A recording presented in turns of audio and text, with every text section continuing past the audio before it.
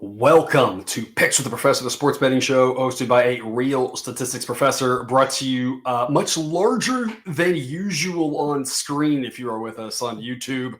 I am Professor Shides, of course, with me, Cousin Jared.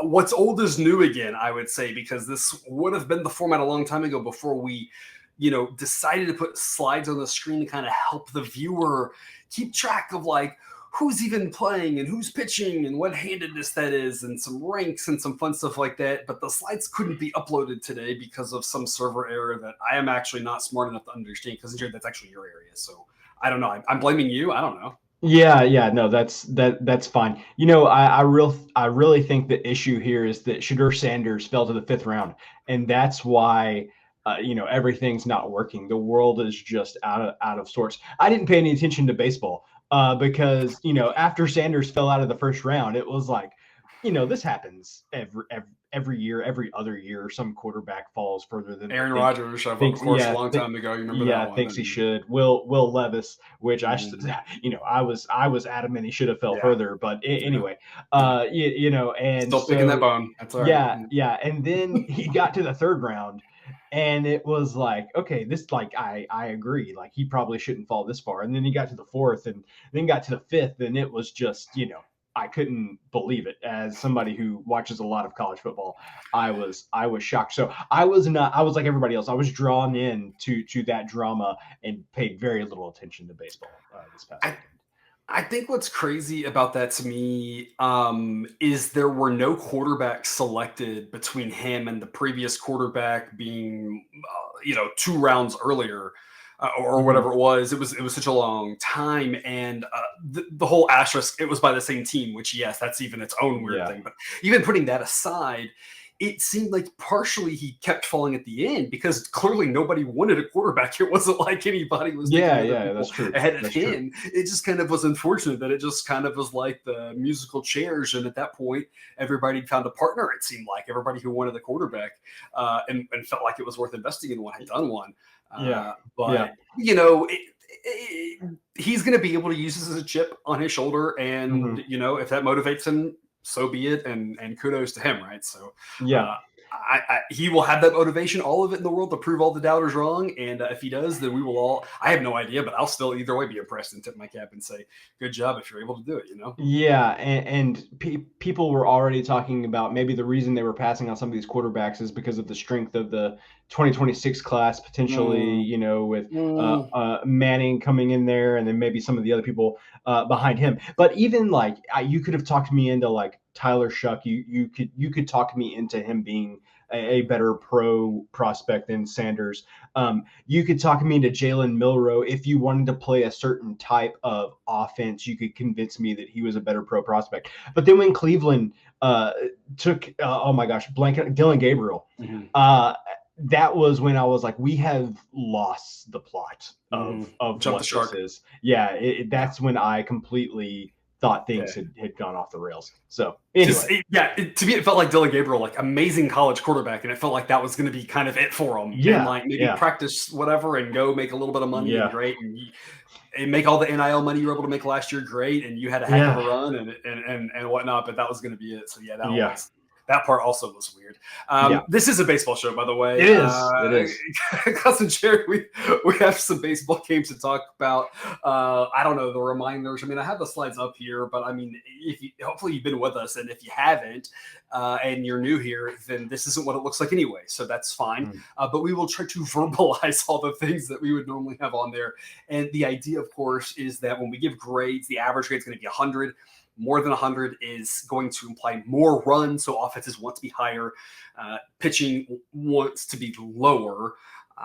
It is a player-based model that does, so the ratings will reflect the current roster, of course, with injuries and call-ups, etc., role changes, anything like that. We are projecting the average game. One game is unknown. We continue to see that all the time in baseball. It's really wonky, and that's where anything is a good bet at the right price or the right number. We're going to hopefully use the model to guide us to what those are.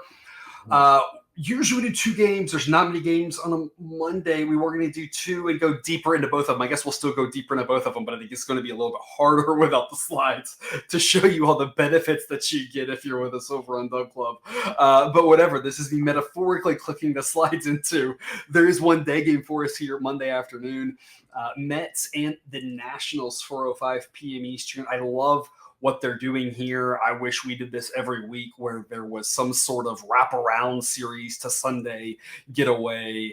I don't see why we don't do this all the time and whatnot. But anyway, it's going to be a beautiful day in Washington. And beautiful days in Washington, folks, sometimes can see some runs.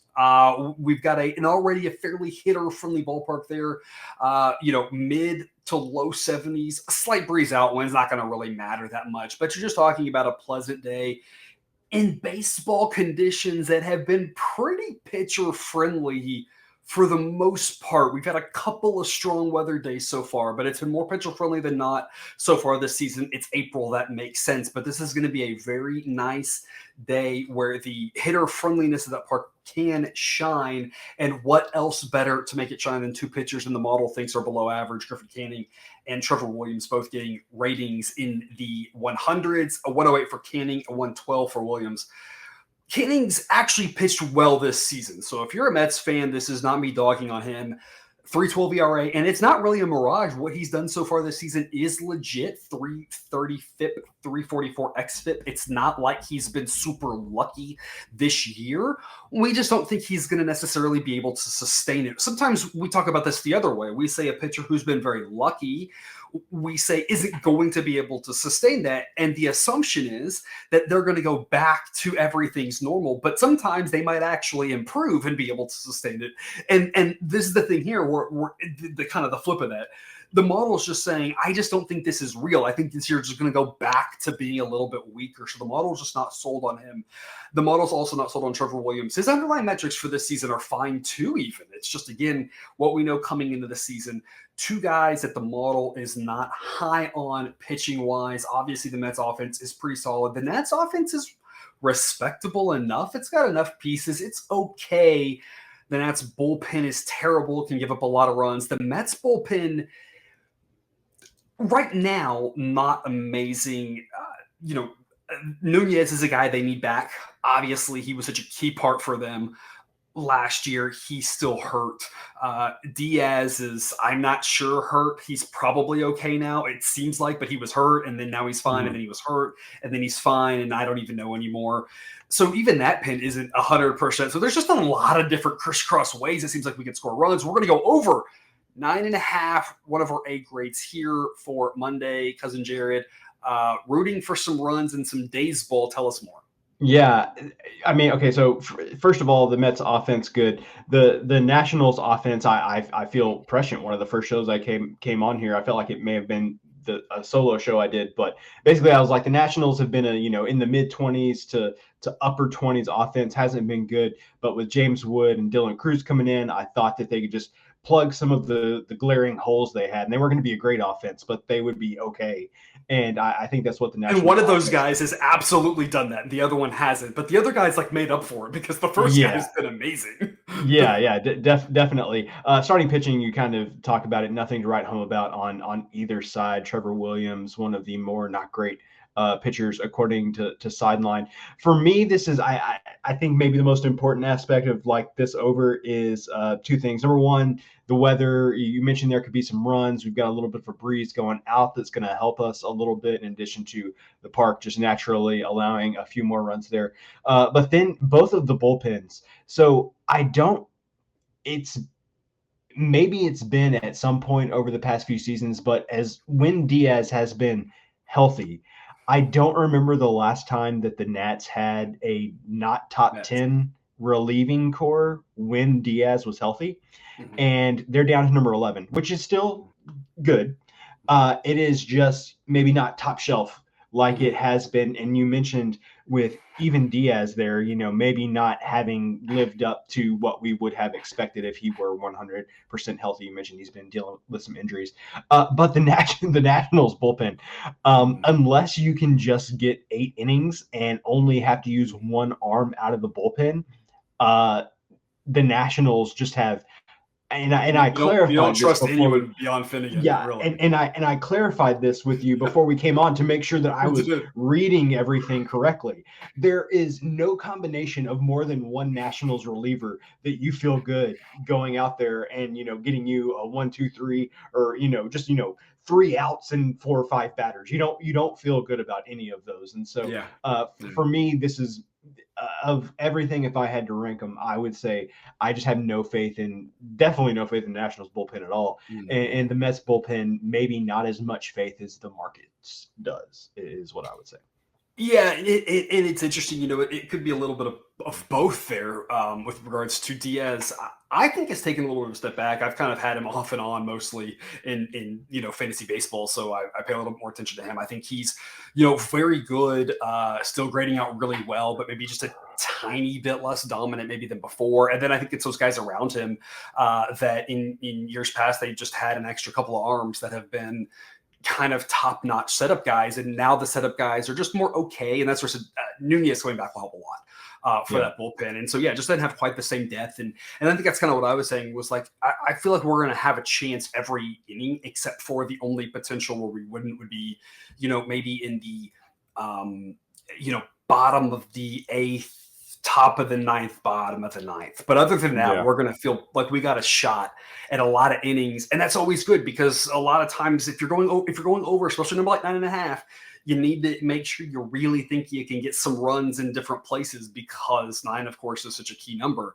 But I've talked about this before. It seems like anytime the model wants us to go over 9.5, and we do, it works pretty well. There's another game that has a 9.5 here that I've seen for Monday that the model is like, no, we don't want to go over the 9.5. And so it's like, well, this one it does. And so I think we kind of just have to trust that part of it. But like I said, to me, that added bonus is just the fact that we're going to feel like we got a shot every half inning, as opposed to, well, if this team gets a lead, we're in trouble. Or if this guy pitches well, it could be a pitcher's duel. It's like, it could be a pitcher's duel, but I'll take my chances that it's not going to be, and that we're going to see a lot of runs here in the daytime. That's the day game for the night. We are going to swing down to Houston, 8:10 p.m. Eastern, Detroit, at our Houston Astros here. I think we might have an open roof kind of night. Weather, mid upper 70s, a very nice night. If they close the roof, that does change things a little bit with regards to that. And you never really know what's going to happen with roofs. So we're going to kind of put a pin in that one. Beyond that, this Tigers offense, for the first time in years, is grading out above average in sideline. And Cousin Jared, you and I have talked, it seems like for years now the Tigers have been coming on strong, and they were going to be for real coming into the next year, and it never happened, and then it finally happened. And now that they're here the following year, the model gives their offense a grade of 102. That's quite impressive for where they've been. So the model finally thinks their offense is okay. And a 102 in the AL Central playoffs, baby. I mean, feeling good about the Tigers if they can keep that offensive rating over the course of the season. 100% with their pitching. If their pitching can stay healthy, they can stay there. They should be in the playoffs in that division. The Astros offense, Cousin Jared, down to a 100, a 98 versus right-handed pitching. I'm not sure the Astros have had an offense that bad since 2016. I was gonna say 2014 is the last time that I could feel good about it. It may be 2016, 2017 may have flirted in that area, but the last year that I'm for sure was 2014. Yeah. I mean, it's been quite a while. They got some guys to replace some guys. It hasn't gone as well as they'd hoped offensively, and the model's taking note of that. Both these bullpens fairly average. The Astros top-end guys are decent, but pretty average bullpens, and I think most people would agree with that at this point. The Astros got some good backing guys, but people have said they don't have quite the depth they've had in years past. Tigers pen has been pretty solid here for the last few years. Jack Flaherty, 2.63 ERA, a guy the model loved last year, absolutely adored by the end of the season. His underlying metrics so far this season are good. Model gives him a 90 grade. thinks he's really good, still a little bit hesitant at this point to really go all in on him this season. Ronel Blanco for the Astros.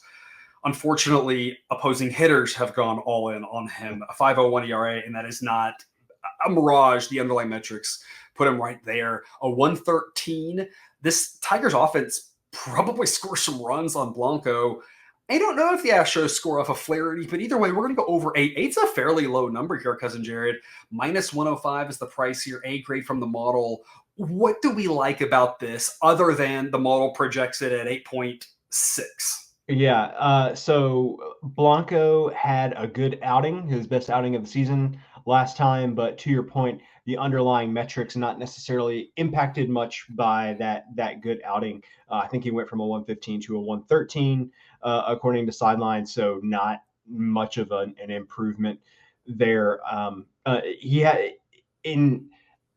you talked about earlier pitchers sustaining some of these improvements that we see over time. And Blanco seemed like he was able to handle it over the course of most of last year, maybe a little bit of fall off at the end. And now you're kind of thinking, well, this is more of what you expected when Blanco went to the rotation, more so than what you got last year. So I think which was Guy just to fill in the rotation and nothing more. Yes. I mean, he actually kind of turned out to be a little better than that at times, which was nice for us as Astros fans. But yes, we were also kind of like not completely sold on it. Yes, if I would have told you 13 months ago that he would be a 113, you'd be like, okay, that's what we. I'd be like, maybe I was hoping for like a 108. Yeah.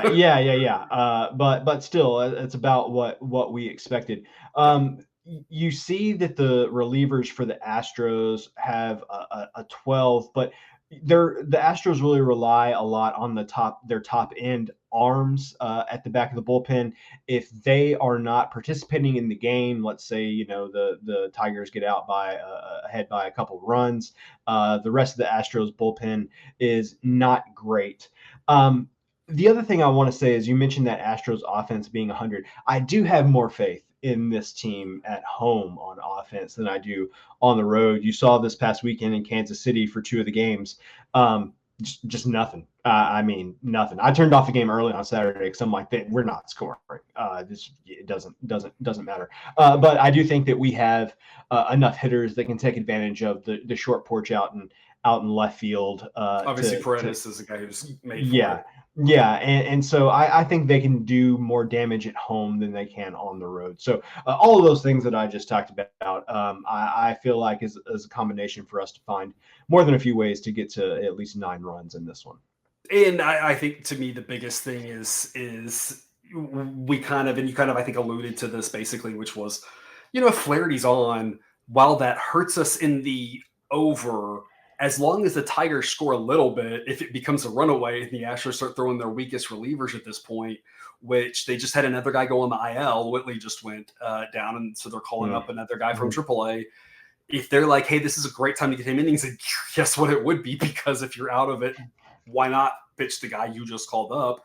Right. And, the guy just coming up from AAA is more likely to go ahead and give up a crooked number here in the late innings. So there's a chance this game can get to a runaway. And if it's not a runaway, we kind of think it's like, well, that means the Tigers are probably going to score a little bit. That means the Astros scored a little bit. And if it's 3-3 late, we're not crazy to ask for 4-4. And then we've got the win, right? So we've got a lot of ways, or even a 5-3 finish or something, gets us a push. So we just got a lot of good ways that we can get there, good paths that we think have some realistic chances. So that's our angle on that one. That's what I've got here. Again, a short slate for this Monday. Cousin Jared, what do you have to say here to take us away?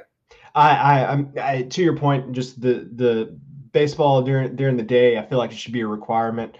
Thank goodness for the Cubs on some of these Fridays where we can get a 120 Central first pitch.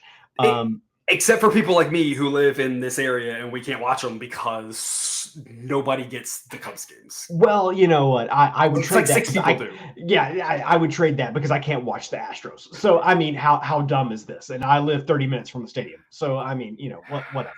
You can see it from your office. Literally. You literally see it. I've seen the pictures. Yes, I can see it from my office, but can't watch it at home. It's terrible. So, anyway.